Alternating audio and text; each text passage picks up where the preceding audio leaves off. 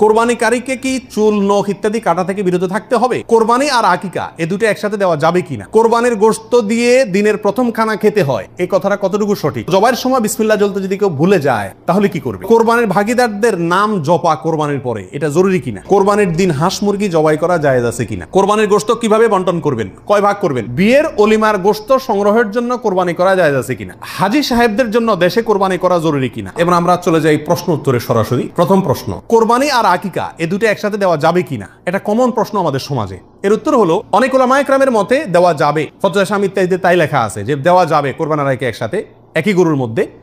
আর অনেক উলামা ইকরামের মধ্যে দেওয়া যাবে না।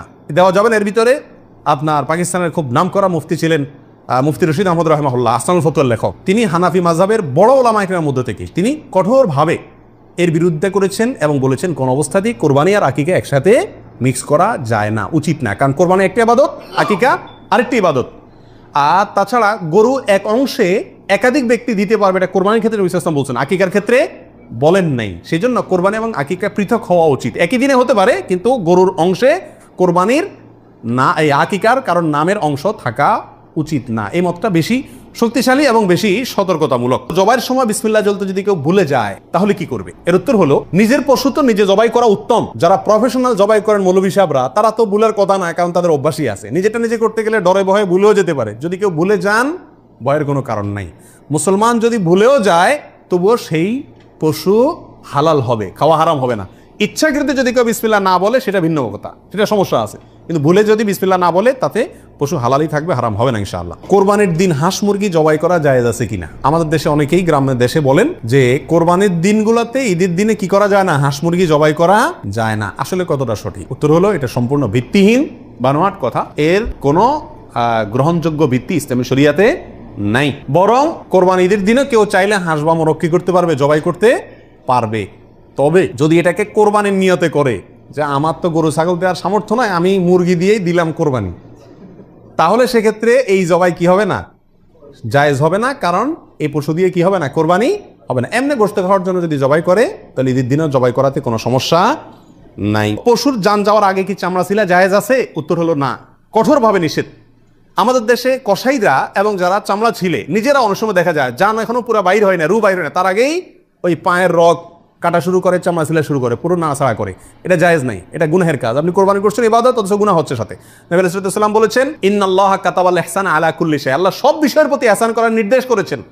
অতএব ফাইদা কাতালতুম ফাআহসিনুল কিতলাতা ওয়া ইযা যাবাহতুম ফাআহসিনুজ যাবিহাতা, তোমরা যখন কোনো পশুকে জবাই করবে তখন এই পশুর প্রতি রহম করিও, ভালো করে ধারটা দিয়ে নিবে। নবী সাল্লাল্লাহু আলাইহি ওয়াসাল্লাম বলছেন যাতে করে তার রূহ বের হইতে কষ্ট না হয়। সেখানে জীবিত অবস্থায় এখনো মরে নাই, আপনি চামড়া ছিলা শুরু করে দিলেন, এটা খুবই অন্যায় এবং জুলুম। কোনো পশু কষায় যদি করে তাকে থামাই দিবেন যে রু যেতে দাও, তারপরে হাত দাও। কোরবানির গোশত দিয়ে দিনের প্রথম খানা খেতে হয়, এই কথাটা কতটুকু সঠিক? উত্তর হলো পুরাই সঠিক। রাসূল আকরাম সাল্লাল্লাহু আলাইহি সাল্লাম থেকে বর্ণিত হয়েছে যে তিনি ঈদুল আজহাতে, ঈদুল ফিতরের ব্যতিক্রম করতেন। ঈদুল ফিতরে কিছু একটা মিষ্টি খেয়ে, খেজুর টেজুর খেয়ে তারপর ঈদগাহে যেতেন। আর ঈদুল আজহাতে সারাদিন কিছু খেতেন না, কোরবানির পশুর গোশত দিয়ে প্রথম খানা খেতেন দিনের।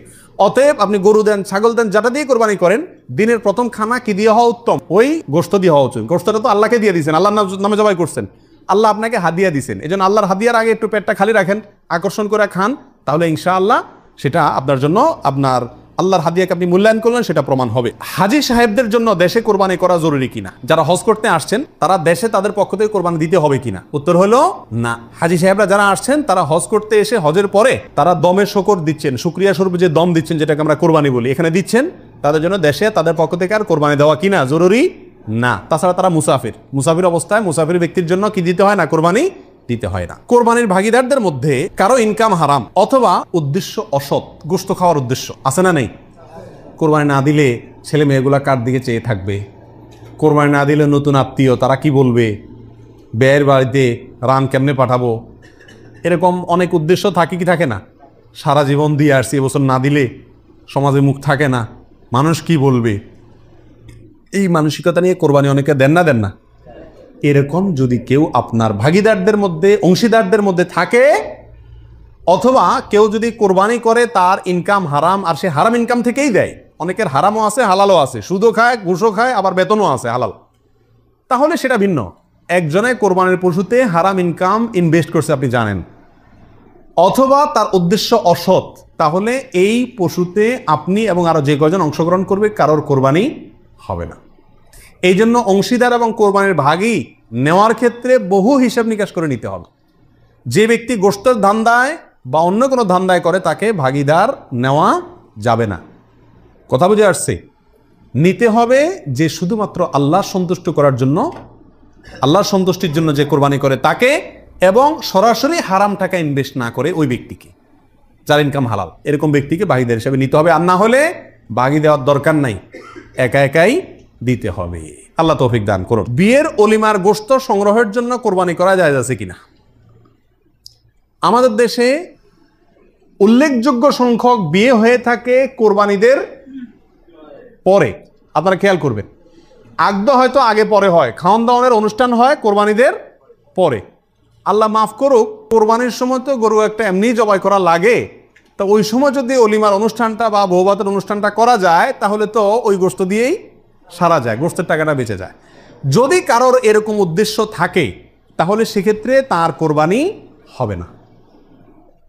আর যদি কেউ মনে করে যে না, ঈদের পরে সবাইকে পাইতে সুবিধা হয় সেজন্য ওই টাইমটাতে করতেছি, অথবা আপনার কোরবানি করলাম অলিমার জন্য আলাদা গরু জবাই করলাম, অথবা আপনার কোরবানির গোশত অলিমার জন্য করি না, আমি অলিমা করলেও একটা গরু দেই, অন্য বছর না থাকলেও একটা গরু আল্লাহর জন্য দেই, এরকম যদি কেউ থাকে তাহলে তার জন্য জায়েজ।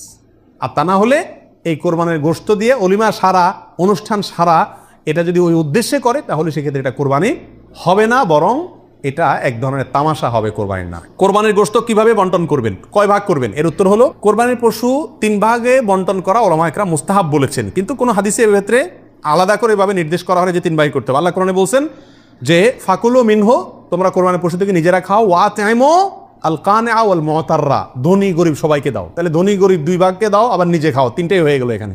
এর থেকে 3 ভাগ মোটামুটি ভাবে ইঙ্গিতে বোঝা যাচ্ছে, কিন্তু এটা কোনো জরুরি কিছু না। আর সহিহ মুসলিম হাদিসে আছে নবী রাসূলুল্লাহ সাল্লাল্লাহু আলাইহি ওয়াসাল্লাম বলেছেন তোমরা নিজেরা খাও, আবার রেখেও দাও, আবার দানও করো, অর্থাৎ 3টা করা যাবে। আবার সহিহ মুসলিমের আরেক বর্ণনায় আসছে তোমরা খাও এবং মানুষকে খাওয়াও। তাহলে বোঝা গেল নিজে খাওয়া, অন্যকে দান করা সবগুলাই উত্তম এই কোরবানির গোশতের ক্ষেত্রে। কোরবানিকারীকে কি চুল, নখ ইত্যাদি কাটা থেকে বিরত থাকতে হবে? উত্তর হলো হ্যাঁ। নবী রাসূলুল্লাহ সাল্লাল্লাহু আলাইহি ওয়াসাল্লাম বলেছেন মান আরাদা আন ইউদাহিয়া, যে ব্যক্তি কোরবানি করার ইচ্ছা রাখে, পোষণ করে, ফালা ইয়াখুয মিন শা'রিহি ওয়া আযফারিহি শাইআ, সেই জন্য তার নখ, চুল ইত্যাদি কোনো কিছুতে হাত না দেয়। কোরবানির ঈদের 10 দিন আগে, চাঁদ যেদিন উঠবে ওই দিন থেকে নিয়ে ঈদের দিন পর্যন্ত এগুলো করা যাবে না। কি করা যাবে না? চুল, নখ ইত্যাদি কাটা যাবে না, কাটবে না কোরবানিকারী ব্যক্তি। কোরবানি দেওয়ার পরে চুল, নখ ইত্যাদি কাটবে, এটা খেয়াল রাখা উচিত। কোরবানির ভাগিদারদের নাম জপা কোরবানির পরে এটা জরুরি কিনা? আপনারা দেখবেন ভাগিদারে কোরবানি যদি দেয় তার লিস্ট লিখতে লিখতে অবস্থা খারাপ হয়ে যায়, এবং যিনি কোরবানির পশু জবাই করেন ওই হুজুর নাম নিতে নিতে অবস্থা খারাপ।